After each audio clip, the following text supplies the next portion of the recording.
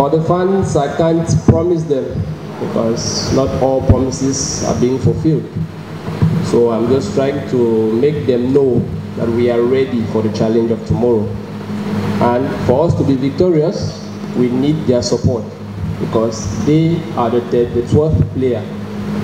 The 11th players cannot do the game alone without them. So they will be the one to give us the victory by pushing us as hard as possible. Because at one point we might want to give up, thinking it's very difficult, but with them around, cheering and pushing us, we are going to go to the finals and we are going to do it for them. Thank you. One last question. Like I said, we are playing at home. We have an added advantage because we have the fans who are there to push us. We need to play the way we've been playing before because I believe we haven't lost any game at home. So it won't start tomorrow. We just need to focus on the objectives and the instructions from the coaches because that is the most important. Without the instructions of the coaches, we will not do anything. So we believe in our technical team, and whatever thing they say is what we are going to use in order to be victorious tomorrow. And to be victorious, we need to score goals. Goals, that is the most important. And I trust the attackers because during our stay here, we have been scoring more goals in training. I just hope the concentration and determination they've been having during our training sessions, they will apply it in tomorrow's game in order to score many goals as possible. As a player, what are... Your name and media? My name is Vita from PMTV.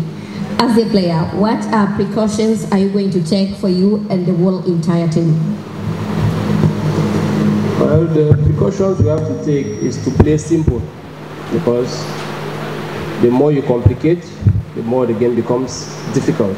So we just need to play simple where necessary, especially in the defense line and the midfield because mistakes around those areas can lead to goals. So we just need to be more concentrated and make sure we play as simple as possible, not to concede at home because a positive result here will give us a ticket to the finals away from home. Well, that's something we can't work on because at any point of the game, a mistake can be made. So, but we and the technical team have worked on our defensive structure to ensure that we don't concede. But you know, football has its realities. Anything can happen at any time because football is a game of mistakes. Without mistakes, there will be no goals.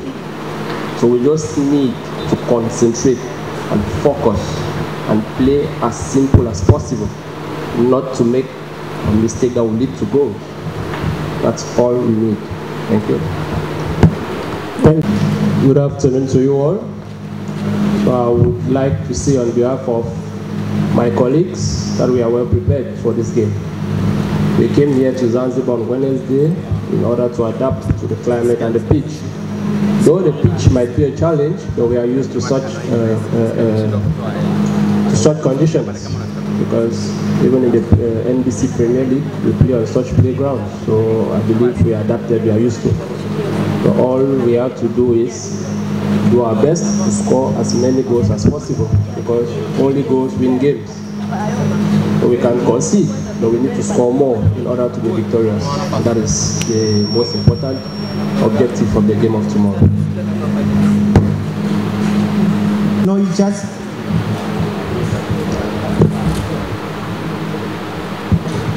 Yes, Steve Barker is a colleague, you could call him a friend in the football circles, highly respected coach, a very good coach on all fronts, well-rounded coach. He's one of the main reasons where Stellenbosch took him from the first division and stabilized him in the Premier League, and now they're in the semi-final of the CAF Confederations Cup. It's a fairy tale story, and it's a huge credit to him. And like I said, the club and the organization of Stellenbosch as a whole, they're a well-organized club, but he's a coach that gets his players to play for him. He's a coach that everybody, they always sell 1 or 2 or 3 of their best players, but still manage to put up a strong team. So huge respect I have for him. A very good coach, and tactically it's going to be a battle because they have got a plan for Simba. We have got a plan for them, and how you adjust and how you adapt during the game is going to be key. But I have a huge respect for him, and a huge congratulations to him for reaching this stage in the first time they're in this tournament. Another question?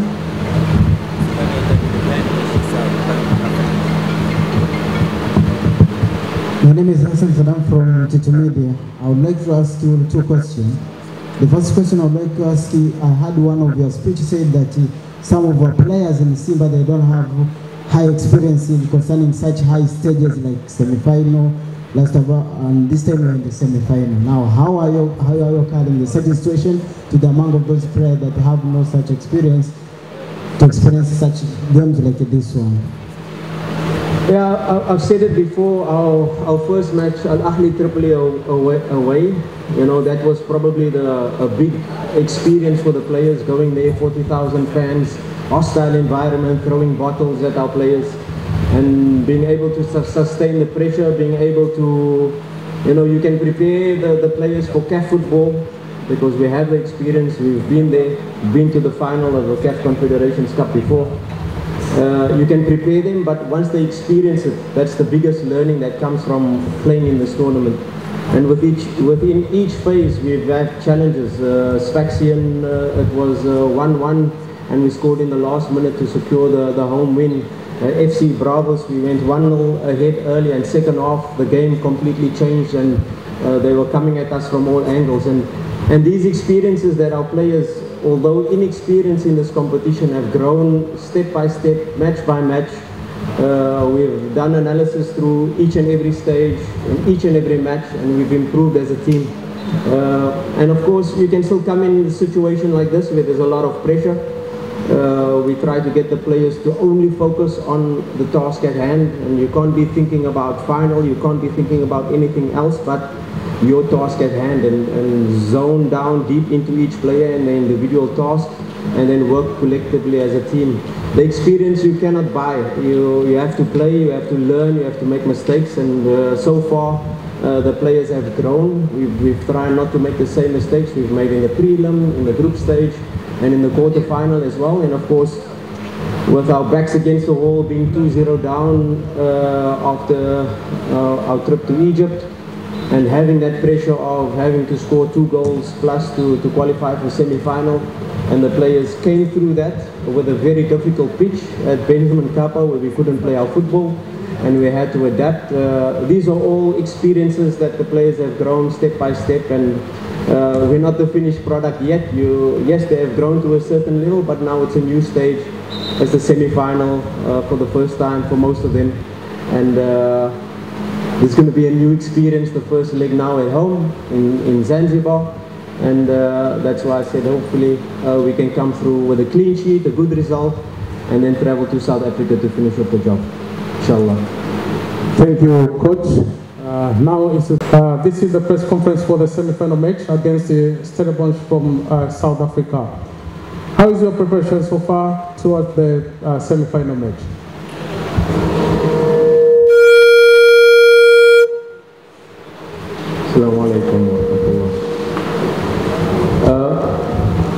I think our preparations have gone well. It was very important for us to come and adapt to, especially the playing surface, where there's a new hybrid pitch, half artificial, half grass. They installed in the stadium since the last time we played here against Azam in the league. So, of course, the pitch is very, very hard. It gave our players a few problems in terms of getting used to the bounce of the ball, getting used to how the ball runs. Can we play our normal possession football? And of course, just to get used to the climate and get used to everything. But other than that, our preparations have gone well. We've adapted, and now the finer details for today's training session, and then we're all good to go. Questions? Questions to the Simba Sports Club head coach, David Falk, yes? Can we give the mic to... Good afternoon. My name is Yatangaza from PMTV. Coach, you are going to face a team that was defensively so excellent. As a head coach, how have you planned it to ensure that your players get results, especially offensive line? Yeah, of course, we know Stellenbosch quite well. If you look at their history over the last few years, they've beaten Sundowns, they've beaten Orlando Pirates. Now they've beaten Zamalek. You know, they have the tag of being this giant killer. They're a team that is very strong, especially when they don't have the ball. So when you think you're in control, when you think you have control of the game, and you're coming into their final third, they win the ball and suddenly they have a 3 against 2 situation, 4 against 3 situation with his speed. So a very strong team, a well-coached team, and they've been with the same coach for the last 6 years, and they know exactly how they want to play the match. They are comfortable with not having the ball at times, so and they're also a team that can play possession if they want to, if they choose to. And of course also a team that is playing with a high intensity, that are used to such weather conditions. They're not where we play North Africans, where sometimes they struggle with our weather here in Dar es Salaam, or the same here in Zanzibar. They are used to the weather conditions, and yeah, we really have to play a game strategic. You know, our main target in this first leg is not to concede a away goal. That's very important in this match.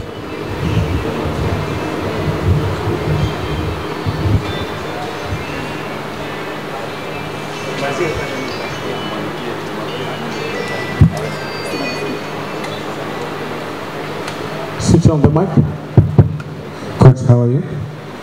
My name is Sabaha from Wasafi Media. You can call me Heavyweight. It's much better, easier. The history of Stellenbosch and Simba are quite different but similar in some times, we can say that. Are you ranking your squad as an underdog or big team in this match when you compare with Stellenbosch? No, the Stellenbosch is a club that is newly formed, and they're a club that is very well organized from the top to the bottom. They have very good players. They are economically probably one of the best well-run teams in South Africa, always selling the best players but always purchasing young talent. So they're a team that we definitely not going to take for granted. You know, any team playing in the semi-final deserves